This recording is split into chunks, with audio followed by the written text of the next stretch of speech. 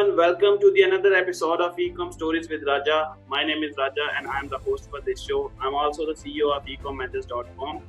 eCom Managers basically an A to the Amazon account management service providing company. Today I have an amazing guest with me. He is the host for two shows, two podcasts. Like I know this guy and Lunch with Norm. He's a real entrepreneur in my words as well. Please welcome the one and only Mr. Beard guy, Norm. How are you? Welcome to the show. I'm doing fine. How about you? I'm great. I'm great. First of all, thank you so much for coming to the show, and it's really honor for me to having you on the show, and it means a lot for me. Thank you so much for coming on the show. Oh, it's my pleasure, Raja. Okay, so most of the people actually know you Norm a lot, but there are the newbies as well as like you know that on the daily basis, new 3,500 sellers are coming on Amazon. So for them, just give a little bit about your introduction, like where you actually started and in your initial scrollings and how did you first get into know with the e-commerce or Amazon and your journey. If you can share something, so that will be really awesome. Sure. So I started out back in the 80s or early 90s with a promotions company. And the promotions company was dealing with a lot of larger companies, Fortune 500 companies. And one day they asked me if I could create a website for their dealers. So they put their dealer name on a coffee mug and their logo. And I had nothing, I didn't know anything about the internet. This was back in mid 90s. And, but I said, yeah, I could do that. So I went and I hired their employees or their contractors. I asked, I did know, some of the contractors that they were working with. So I said, can you do any of this? And they did. And all of a sudden I became the guy back in the 90s that knew stuff about this new thing called the World Wide Web. And I got contracts. So that was my introduction into e-commerce. And shortly thereafter, I started, I think, one of the world's top, there were only 5 of us, maybe even 4 of us, but a print-on-demand company that I started I think it was about 1997.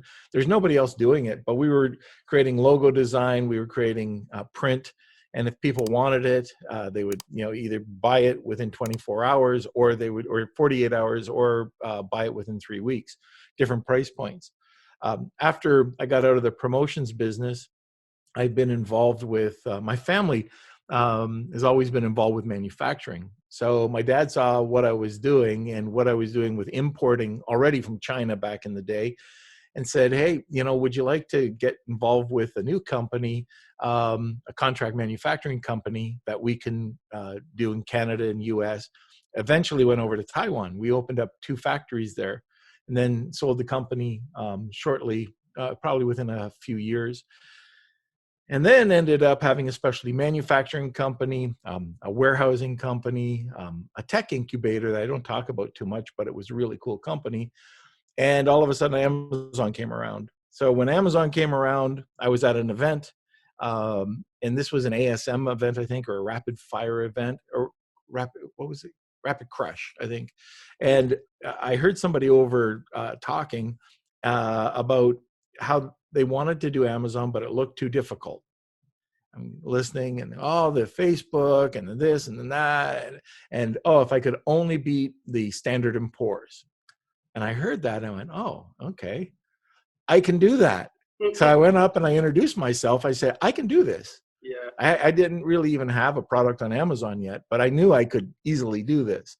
And so the guy wired me money.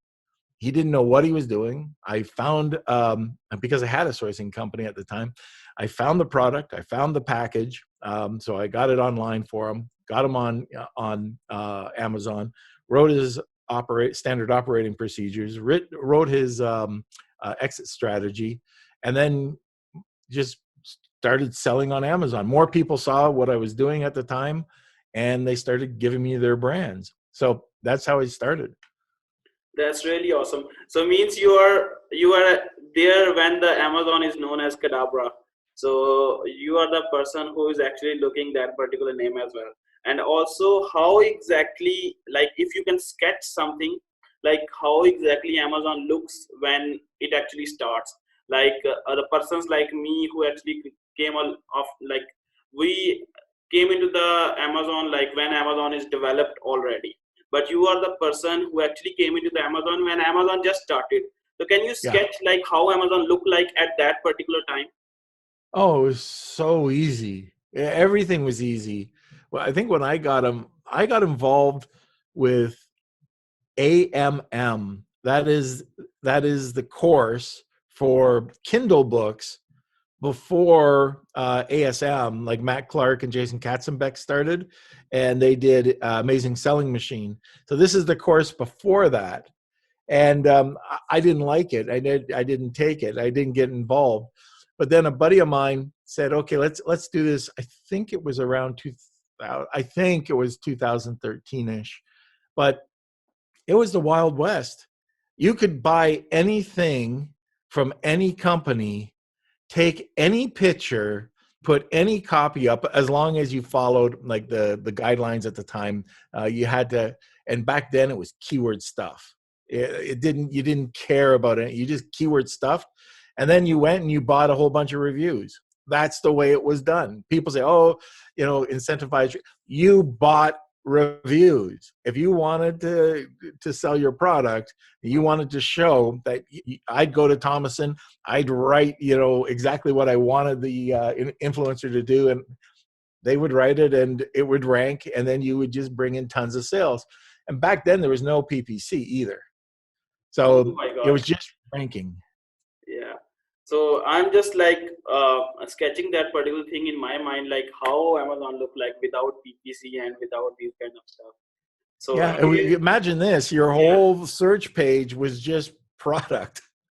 you know, product with all these fake reviews. And that's really, it sounds bad, but Amazon made it that way. That's how, if we wanted to rank, you had to do it. And then, there was all sorts of other things like, if there were groups that, oh, can you like my product, or can you do this, or can you do, and there were so many of these networks that you would just work with to help rank your product. It was really crazy back then. yeah, that's really awesome. So today's topic is actually related to the secrets of success on Amazon. Yeah. So I would like to, like if you can share like your top 3 or 5 real secrets of success on Amazon, like whatever you wanted to talk about, and then we will discuss more about the things on the seller's perspective. Like I'm holding a company as well, so that particular organization, we have a lot of different clients who are actually selling right now on Amazon. So we face a lot of different things in the terms of ranking, indexing, PPC related stuff. So I'm really excited, like what are your secrets of success on Amazon? And that will be also a really interesting topic for the newbies as well, like how they're going to be successful on the Amazon. So go ahead and share your success tips. Okay. The probably the first secret is perceived value. Um, so many people still don't take advantage of it. I can go on to any page and see so many opportunities for people who are in pretty much any product niche. And but what I mean by perceived value is uh, really doing your competitive research. So take a look at all your competitors. Like, one of the things that we use is this, we call it Brady Bunch effect, and it just means bringing in a whole bunch of your competitors and take a look at the images, and then we take those images and we might put it into PickFu, which is a split test or a focus group, send it off and see which is the best out of the group. And if we don't rank in the top, then we go back and we redo our photos. And that's the same thing with the titles and the bullets. But you've got to have a really great listing. You also have to know who your competitor is and what their flaws are. So, check out your competitor's listing by buying their product, and buy their product, and make sure that you understand what that customer is going to experience, and even buy your own product when it comes out, because the way that the manufacturer sends it out and the way that you may have ordered it could be completely different. So I was on a podcast once, and a package came in for me, and it was a product that was sent, and it was a beard comb with it was in a case, but the case was made out of this cloth, and it smelled horrible. Like, it really did smell horrible. I had to wash the brush because it smelled so bad. And I guarantee that that supplier or that seller had no idea that this brush was coming in that bad. So buy your own product. But probably the biggest part of this secret is the packaging. I talk about this example. I talked about it yesterday. You may have heard about it, Yeah. but I talked about a product that we got for 16. They were originally selling for 49 because of the horrible package that it came in. We were able to get it up to, it went from 49 up to 59, up to 69, up to 79, up to 97, because we changed this clamshell packaging into a really beautiful package with magnetic clasps. And anyways, we got it up to 124. Then, and this is all at $16. Okay, so it cost us $16. The original launch price was $49. So the guy wasn't making that much money. Then we went and we bought some wood. We just got wood packaging. It cost $3, and that was probably too much, but it was $3. It was laser engraved on top. It looked beautiful. We put a nice material. I think it was like a satiny material on the inside. Anyways, when the person opened up this product, it was premium. Well, that $16 product is now selling on Amazon for $224 this week. Oh my God. So all because of packaging, not because, and the product's got to be good. The product is really good. I sell soap. My competitors are selling it for anywhere from $7.90. $7.99 is probably one of the tops for a single bar. I'm selling it from $10 to $14. It's because it's the packaging is much better than the others. So packaging and perceived value, go hand in hand. The other thing I can talk to you about that's really important, especially right now, is inventory. So we're coming into Chinese New Year. Yeah. Oh, do you have a question? No. Before, I wanted to make sure that like we are clarifying all the steps. So like your first point or the first secret of success on Amazon is that we should prepare a competitive strategy. We need to know that how much value we are going to add and what exactly our competitors are doing and what different we can do. So in the terms of like value and in the terms of competitive strategy, so the combination of these two are the first secret for the success on Amazon, right? That's correct. Yeah. So go for the next two, like the second. All right. So the next one is, we're in a really strange period of time right now. Because of COVID and because of the way things have turned out, if you haven't already put in your order for Chinese New Year, it may be too late. Yeah. So we're finding out, so I have a sourcing company, and we're finding that a lot of manufacturers right now are running 60 days. So if you're running 60 days, that means you're running into Chinese New Year. So it is extremely important that we put in our orders now. And the other part to this is that Chinese New Year, so that getting it out to the port and getting it shipped is another story. Then when you get all of these rush orders that have come out, you've got all this ocean cargo or fast vessel or air freight that's going out. Now they've got to be unloaded, and it's a chain reaction. It's a domino effect. So Amazon's not going to be able to take it on. It gets all dumped at their door. They've got to receive it. So there could be a backup there as well. So if you're not doing like inventory planning, and this is throughout the year, you got to do it. And one of the things that have saved us this year, and we've been practicing we've been preaching this for many years, many episodes. But that's your new inventory. The way to think nowadays, go back and renegotiate with your supplier. Try to see if you can get double the order. So if you were doing 1,000 units before, order 2,000 units.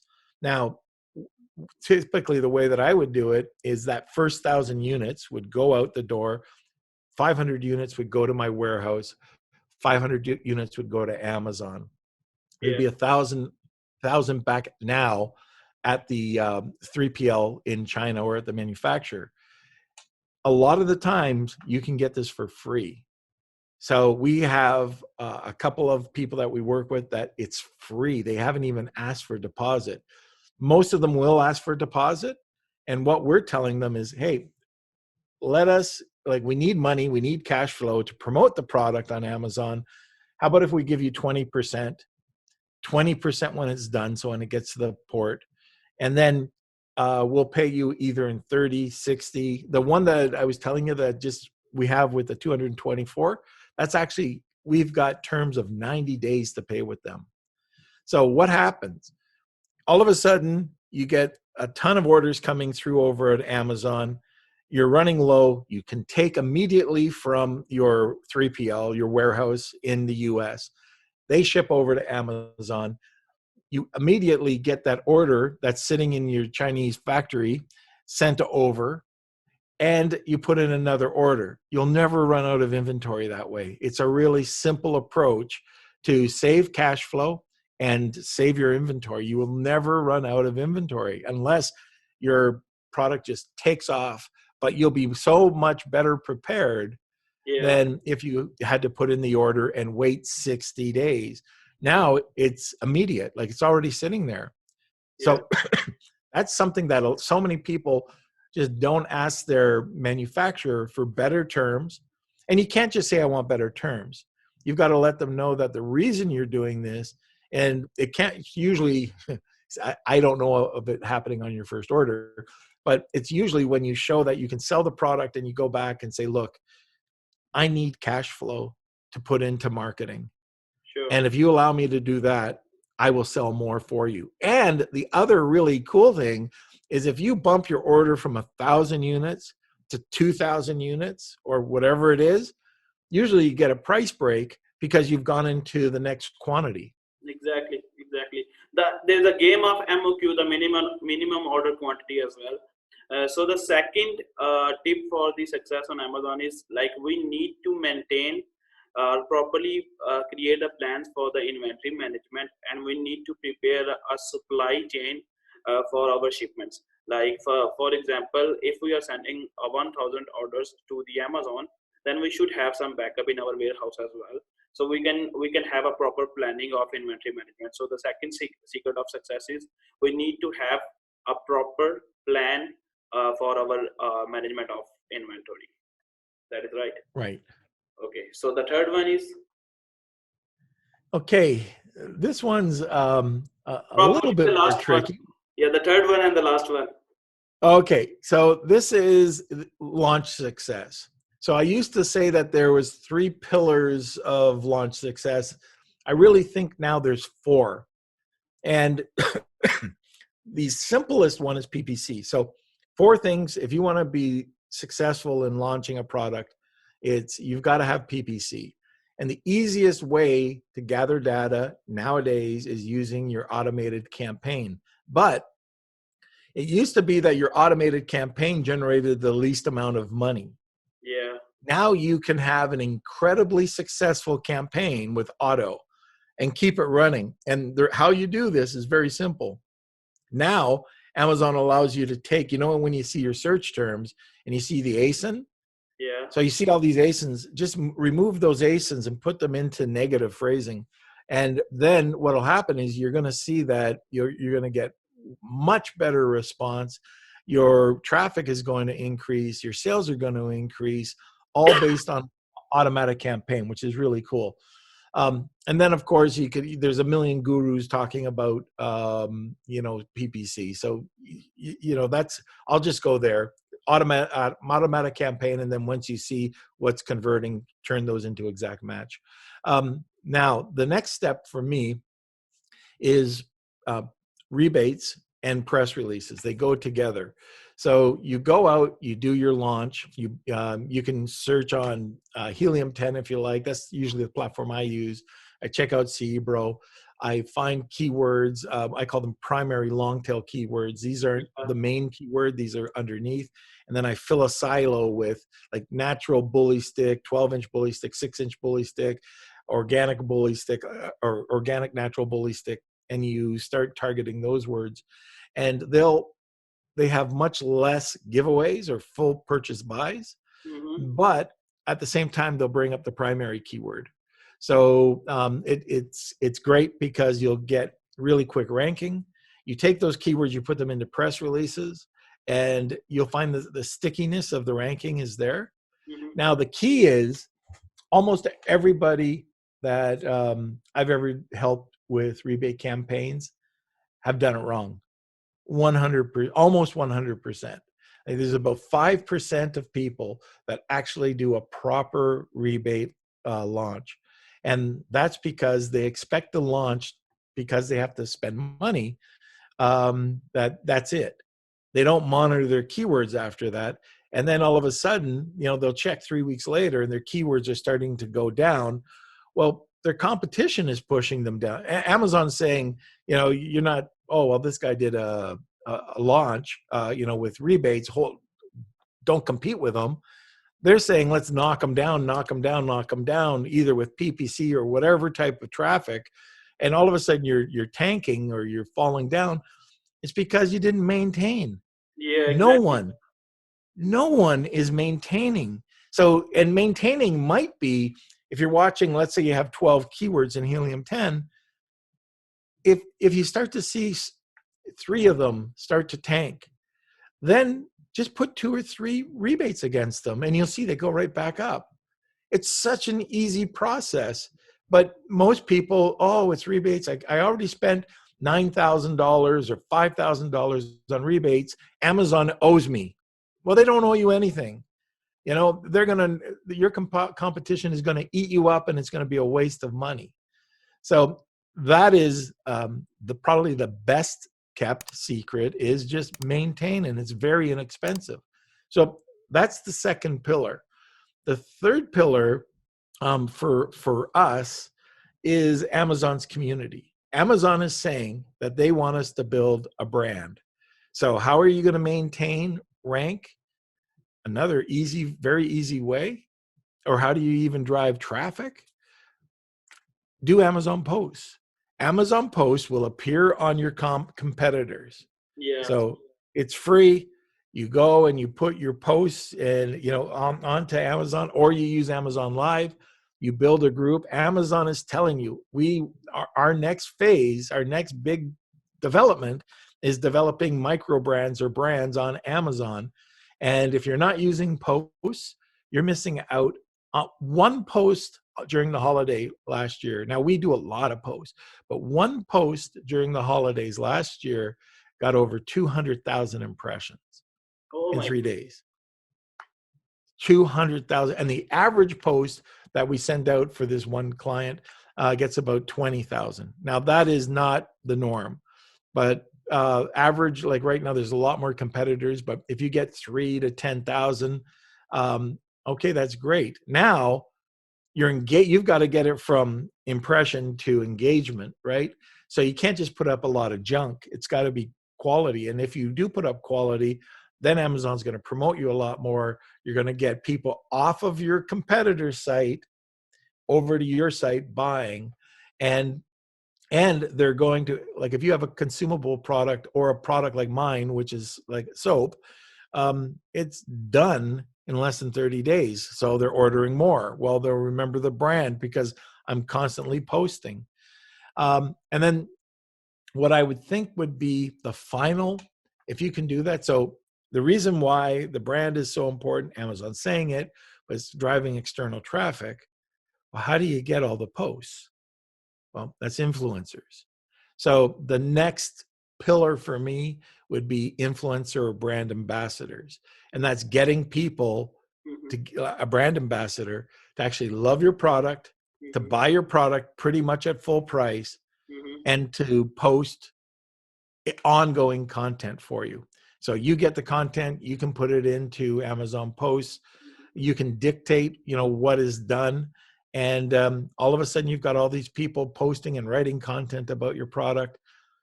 It's a very simple system to gain a lot of external traffic. So that's my 4 pillars of success. So, like the third success of secret in Amazon, as per your experience, is actually contains on the 4 different pillars. Number 1 is that we need to run the PPC campaigns and spend some amount from there as well. And we have the in-depth and detailed process like the automatic campaign, the manual campaign, stuff like that. So the second one thing is that like we need to go on the rebates, and just not for the one time, we need to make them on the continue basis, like rebate on the continue basis. And the third thing is that we need to make sure that like we need to have Amazon posts as well to be participate in the Amazon community as well. Like Amazon wants to make our products or make us like a brand, so we need to be participant of the Amazon community as well. And the fourth thing is that we need to go or utilize the influencer marketing as well. Like there are the different platforms like Shoutcart, etc. So we can use them as well, or we need to have our proper brand ambassador who actually promote our listings or who actually promote our products. So these are the like 4 tips in the form of like launching related stuff. Is that right? You nailed it. Okay, so now we already like close to the 25 minutes now. So the video is quite long, but I would love to have you on another show very soon, and wanted to know more about your secrets, like the success on Amazon, like how we're gonna make success on Amazon. That should be related to the product, or the PPC campaigns, or the outsourced traffic as well, like Google, Facebook. We can use them as well. So like hopefully soon we will arrange another, with your permission, with like we will arrange another interview, and then we will talk about more things related to the success on Amazon. Definitely, I'd be happy to. And now it's time to go. So once again, thank you so much for being on the show, and it's really honor for me like to come to the show. It's my pleasure. Okay, so it's all done, everyone. So it's goodbye from eCom Stories with Raja, and stay tuned for the upcoming episodes. Bye.